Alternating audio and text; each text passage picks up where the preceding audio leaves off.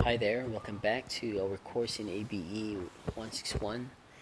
In this video, we'll move on to our next topic entitled Slabs on Ground. Now, first, let's discuss what a slab is. A slab it's actually a plain structural member whose thickness is way smaller as compared to its other dimensions.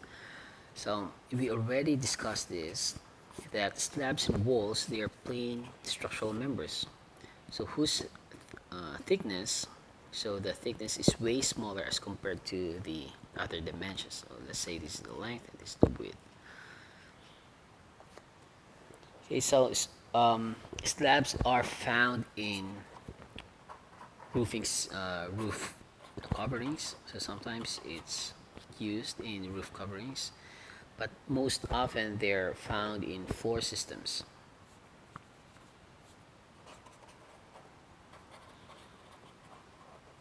Okay, so in floor systems, if this is our structure, then meaning that it can be on grade, slabs on grade, meaning for example this is the underlying soil, then the slabs that's directly um, transmit the loads or is directly supported by the soil, they're they're referred to as slabs on grade or on ground. Okay, and it's also possible for um, more than one story structures to have slabs on the second floor. So, so this is referred to as typically referred to as just slabs or probably elevated slabs. Now, since we're in agricultural, since we're just focusing our topic in agricultural structures, then the most typical flooring would be these slabs on grounds. Although for let's say elevated housing with manure pit, so even if that's the case, I guess the okay. So let's draw. So let's say we have these girders and we have these smaller beams. So if this is the case that we have, for example, a manure pit, okay, so meaning that the flooring must have some slats. So this seems to be constructed in something like this, probably in panels.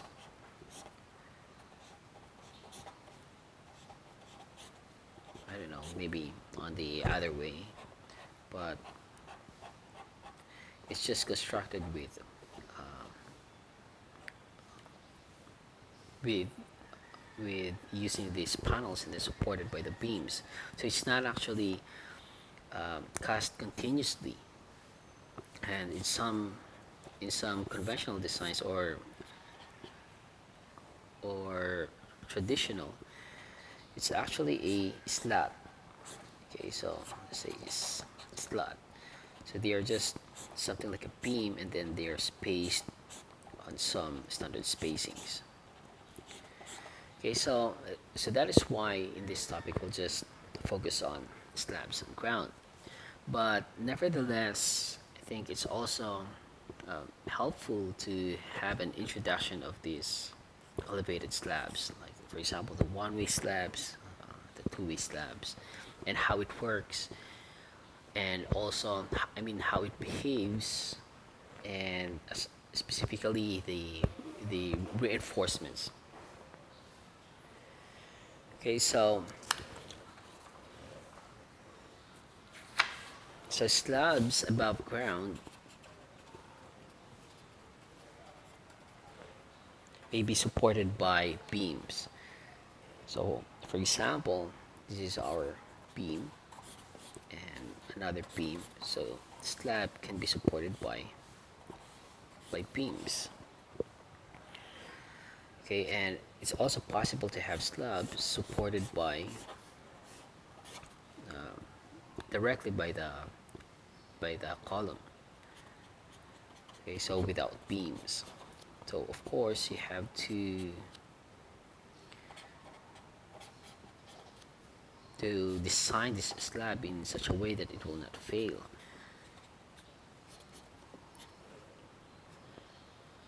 Okay, and then there are still other types of configurations of slabs in our lecture handouts, but I'll just focus on this something like a classification based on the tributary, something like a tributary area. So that's gonna be one way. Okay, so one way slab and two way slab. Okay, so for one way slab, you already know this, that if the dimension, this, let's say this is our long side and this is our short side. Okay, so let's say this is our long side and our short side. So if L over S is greater than 2, that's what we call a one-way slab. And this one, if the L over S is less than or equal to 2, then that's going to be two-way slab. So the loading action actually differs because we're actually drawing a 45-degree line. Let's say from this, let's say from this edge. So we'll draw a 45-degree line, and then from this edge, another 45-degree. Okay, so this one, another 45 degrees. Okay, so meaning that the loading action is something like this. There's a trapezoidal area, and there's also a triangular loading areas. Whereas in one-way slab, if we draw actually a 45-degree, that's actually small enough that we can neglect it, and that's the reason why we're drawing, or we're assuming that for one-way slabs the loading is something like this. It's just a rectangular loadings. Okay, so let's say if you have a beam here and then another beam, so all this area is contributing to the loads to this beam. Okay, so the difference in terms of deflection, if we draw a three-dimensional view, so let's say this is our beam, and then this is our slab on top. Now actually the deflected shape will be something like this. So that's gonna be one-way deflection. So if you try to view that in this, let's say this is simply supported. Okay, so if you try to draw this slab, the deflection is something like this, only in one direction. But for a two-way slab,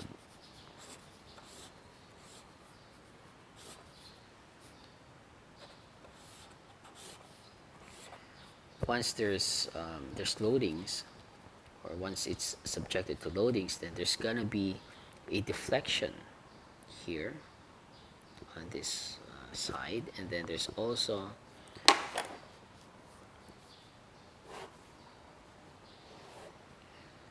there's another deflection on the other side. Okay, so if we try to project this, we get a deflection here, and on this side as well.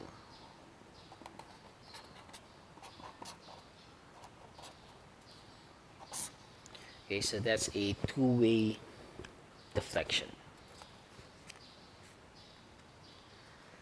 Now, since a one-way slab deflects on only one side, then actually the main reinforcement is when we say deflection, you can relate it to bending, or to, let's say, to flexure or movements. So meaning that the main reinforcement should be placed in this direction.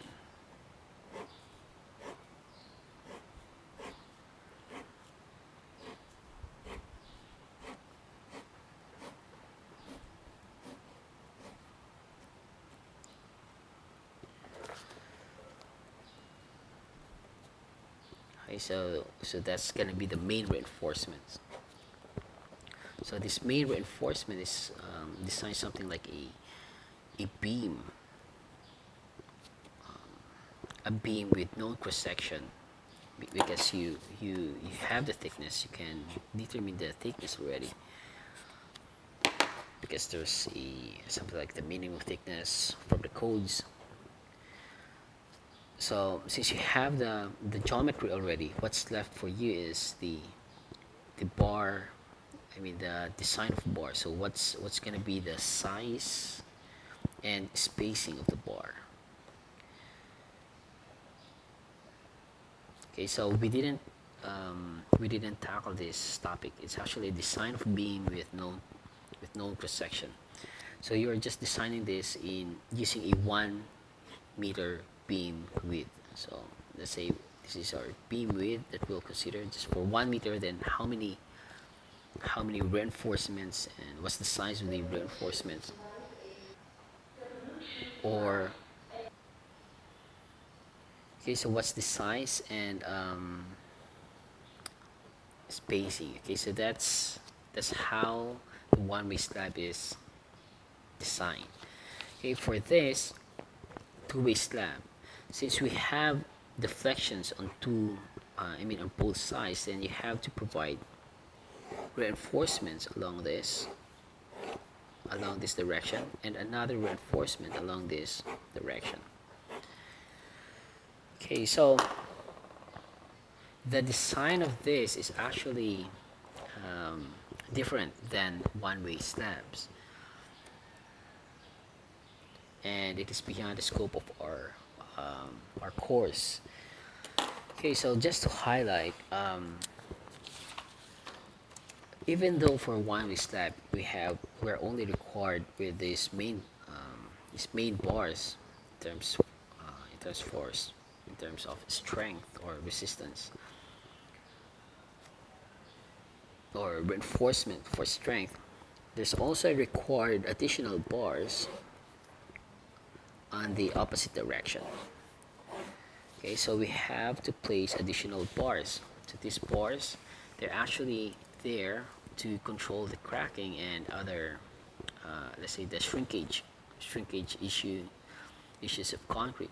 So these bars are termed as sometimes they call this distribution steel, or temperature bars, temp bars, or temperature bars. Okay, so they're there.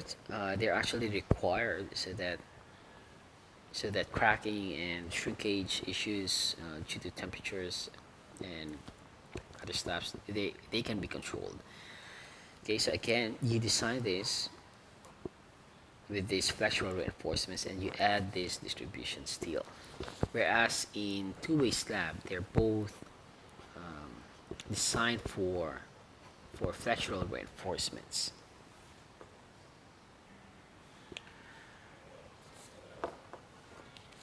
All right, so now let's move on to the slabs on ground.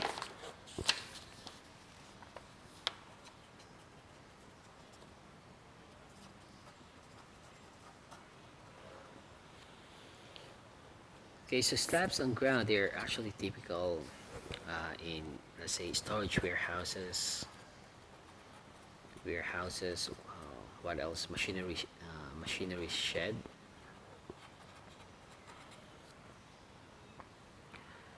a farm workshop,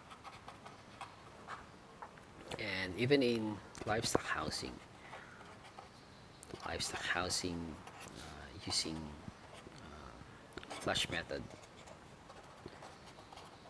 of waste management, flush method for waste management.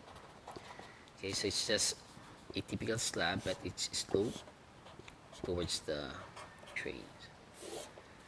Okay, so let's say this is the pen. So there's actually a slope here, so that if it's flushed, then it will just go to the drainage. Okay, so you can find the details of this in our Philippine Agricultural Engineering Standards. Okay, so a typical cross section of the slabs and ground is something like this. So we have this concrete slab, okay, and underneath that is a base. Okay, so let's say this is our slab and this is our base, and this base, let's say compacted gravels, okay, and below this base is a sub base, and below this is term subgrade.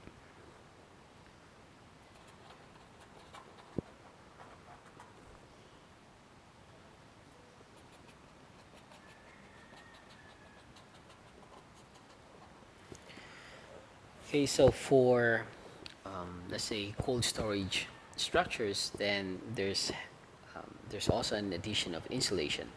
So we have, let's say, the slab, and we have insulation. Okay, so this is our insulation, and we have, let's say, a sub slab, and then the base. Okay, let's just write it here: the base, the sub base, and the subgrade.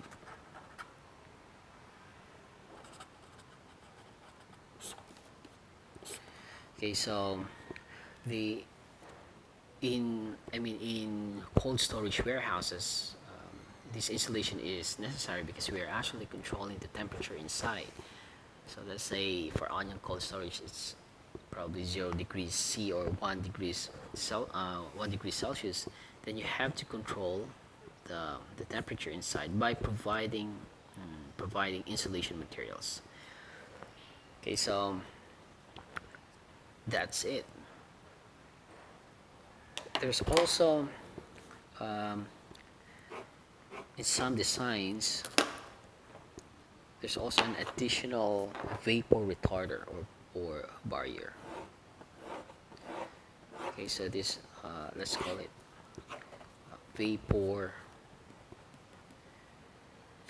barrier or retarders.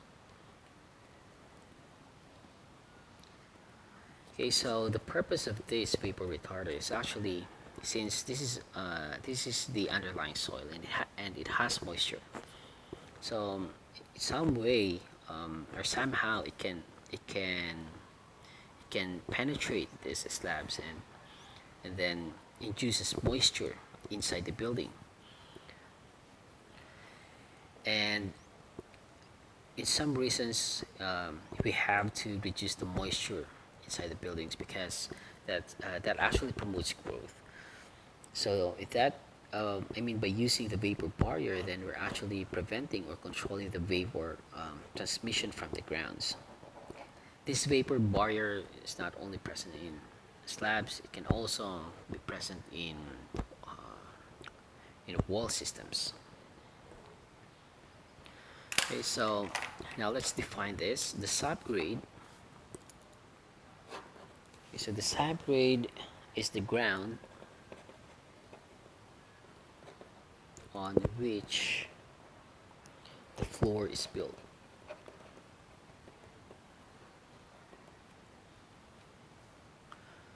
So in some situations, the subgrades might be needed to. If it's not level, then there has to be some cut and fill operations. Okay, and then above the subgrade is the sub base and the base. So they're actually materials such as crushed rocks or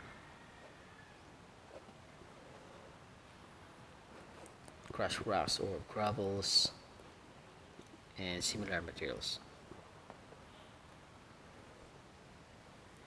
Okay, so this may be optional but also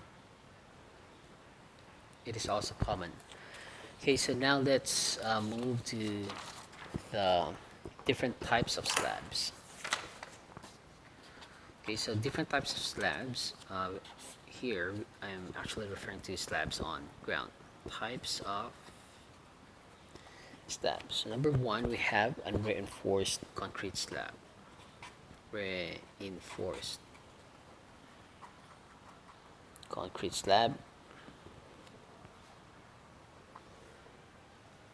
And we also have slabs reinforced for crack width. And number three, slabs reinforced to prevent cracking. Okay, number four is structural slabs. Okay, so unreinforced concrete slabs, they're just plain slab without reinforcements.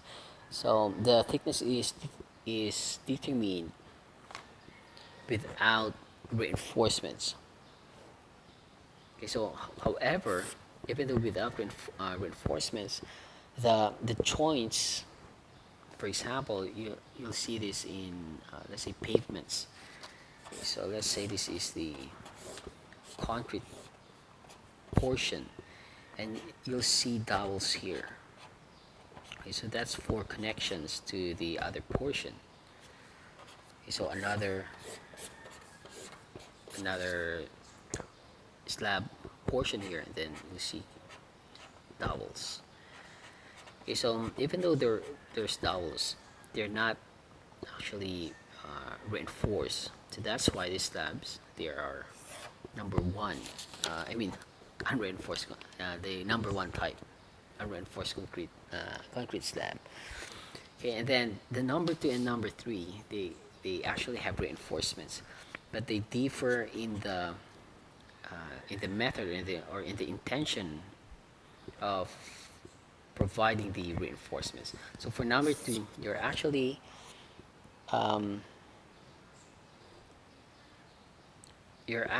accounting for the flexural capacity, or the, let's say, the flexural capacity of the reinforcements to control the crack width. Whereas for number three, although it says slabs reinforced to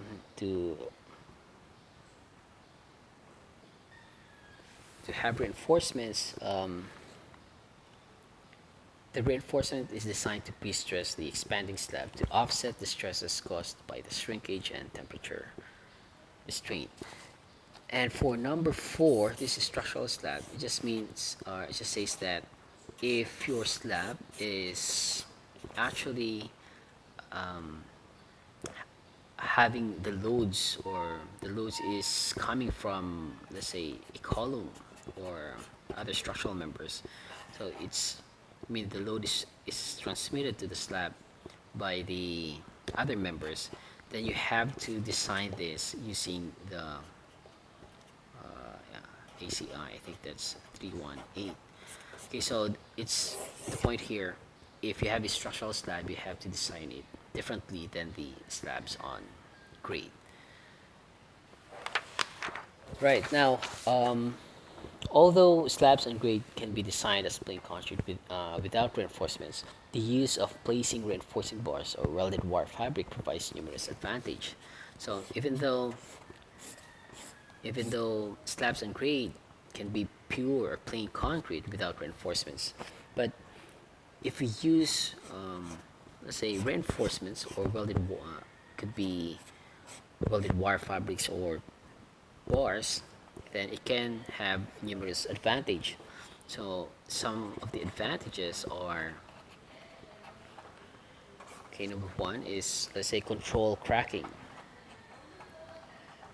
just like the one-way slab that we have discussed earlier, that there's an additional bars called temperature bars or shrinkage reinforcement and stuff like that. So it can control cracking and allows increased joint spacing and restraint to curling. Okay, so when you say restraint to curling, Okay, so some portion of the slab can actually curl. Okay, so meaning that it goes something like this. Okay, so it's something like it's peeling off. Okay, and then many other advantages, so you can just read that in our lecture handouts. Now let's discuss the types of joints. Okay, so for the types of joints, we have isolation joint, contraction joint, and construction. Okay, so isolation joint meaning that you are isolating, let's say, the foundation of, let's say, a machinery foundation. Okay, so for a machinery foundation, and if it's actually layout, something like it rests on the slab, but it's not actually. If we cut a section, we have this slab and we have this foundation. It's a machinery foundation. So since you are loading a machinery here, it's actually vibrating. So if you have a joint that's totally connected to this foundation, I mean the slab is totally connected to this foundation, then the vibration can be transmitted. So that's why it is required by the code. I think that's in mechanical code, that you have to provide an isolation joint. So something like a material just to act like it's an isolated joints. Okay, and there are still other applications for these isolation joints. Okay, this contraction joint is actually made by sawing a portion of this continuous slab. Okay, so it's just small portion of cut. Whereas in construction joints, it's actually, for example, you have, let's say, you have poured this slab, and the schedule will only allow you to have this configuration, and for the next day you have to pour another section, or another let's say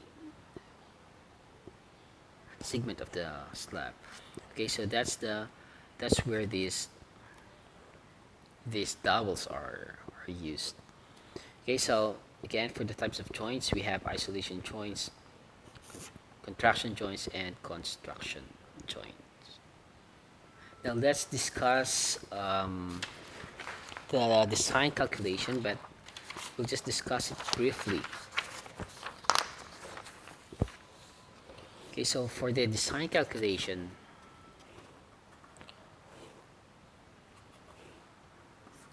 you can just use the table 9-2 in our lecture handouts to determine the slab thickness. Okay, so take note, this table is just actually just a rule of thumb. Okay, so rule of thumb. So it says that, for example, for light loadings, then the minimum slab thickness is 4 inches, and if you have heavy loadings, you notice that the thickness increases. Now, once you have the thickness, okay, so once you have the thickness, then you have to solve for the area of steel, so AS. So the area of steel, you can use the subgrade drag equation, and that's AS is equal to F times L times W equal over 2 Fs. Okay, so what is this F? This is coefficient of subgrade friction. and we have F is equal to 1.2 for pavement, or F is equal to 1.5. Okay, so 1.2 to 2.0, and F is equal to 1.5 for concrete slab on grade. Okay, so L is the length of slab between control joints, and this is the weight of slab.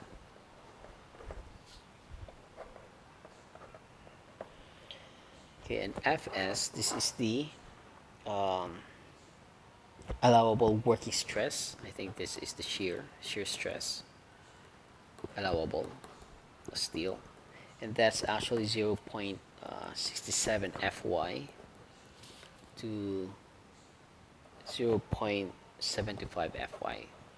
Okay, so we relate the shear stress in terms of this yield strength. So for example, you have a 250 megapascals, then the 67%, that's the allowable shear stress. Okay, so the area that you'll get here is actually per linear, okay, per linear, okay, let's say per linear foot or meter. That depends upon our units here. Okay, so that's one way. There's another equation for determining the area of steel, and okay, so let's say equation 1, equation 2, and there's another, there's a third equation, but I didn't include it in our lecture handouts. So the second equation is something like this: Fc prime times d all over Fs. Now, if we'll have our homework, if we'll have a computation type of homework, then we'll just use this type of equation. So the subgrade drag equations. Alright, so that's all for our discussion on slabs. In the next video, we'll move on to the topics on footings. Okay, so see you in the next video.